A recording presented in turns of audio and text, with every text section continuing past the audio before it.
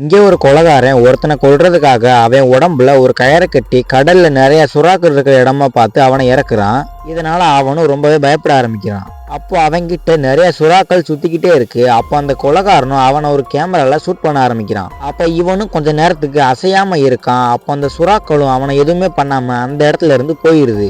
இதனால அந்த கொலைகாரனும் ரொம்ப காண்டாகி அவனை மறுபடியும் மேல தூக்கி அவன் உடம்புல நிறைய கத்திகளை இறக்கி ரத்தம் சொட்ட சொட்ட அவனை தண்ணிக்குள்ள மறுபடியும் இறக்குறான். அப்போ அந்த இடத்துக்கு ஒரு ரெஸ்கியூ ஹெலிகாப்டர் வருது. அப்ப இவனுமே அவனை அந்த இடத்துல இருந்து தூக்கி ரத்தம் சொட்ட சொட்ட அவனை ஒரு ரூம்ல அடைச்சிடுறான். நிறைய பேர் நம்ம வீடியோஸை பாக்குறீங்க, ஆனா யாருமே சப்ஸ்கிரைப் பண்ண மாட்டீங்க. இப்போ வீடியோ பார்க்குற நீங்களுமே எப்போ நம்ம சேனலை புதுசாக பாக்குறீங்கன்னா அம்புக்குறி காட்டுற இடத்துல வெள்ளக்கல சப்ஸ்கிரைப் பட்டன் இருக்கும், மறக்காம அதோட சப்ஸ்கிரைப் பண்ணிட்டு இந்த வீடியோக்கு லைக் பண்ணிருங்க. அப்போனா தான் எனக்கு அடுத்தடுத்து வீடியோ போடுற கொஞ்சம் மோட்டிவேஷனா இருக்கும். மறக்காம லைக் பண்ணி சப்ஸ்கிரைப் பண்ணிட்டு இந்த வீடியோ பார்க்க ஆரம்பிங்க. அப்ப அவனோட கேர்ள் ஃப்ரெண்டும் அந்த இடத்துல தான் மாட்டிக்கிட்டு இருப்பா.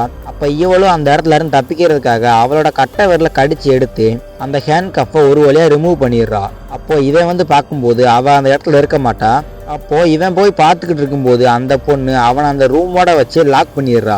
அப்போ இவனும் ஒரு சீக்கிரம் டோரை திறந்து ஒரு வழியாக வெளியும் வந்துடுறான். அப்போ அந்த பொண்ணும் ஒரு கன்னை தூக்கிட்டு வந்து அவன் முன்னாடி நிற்கிறான். அப்போ அந்த பொண்ணும் அவனோட நெஞ்சிலே ஷூட் பண்ணிடுறா. இதனால அவனுமே தண்ணிக்குள்ள விழுந்துடுறான். அப்போ தண்ணிக்குள்ள இருக்க ஒரு மிகப்பெரிய ஷார்க்கு அவனை கடிச்சு கொன்னுருது.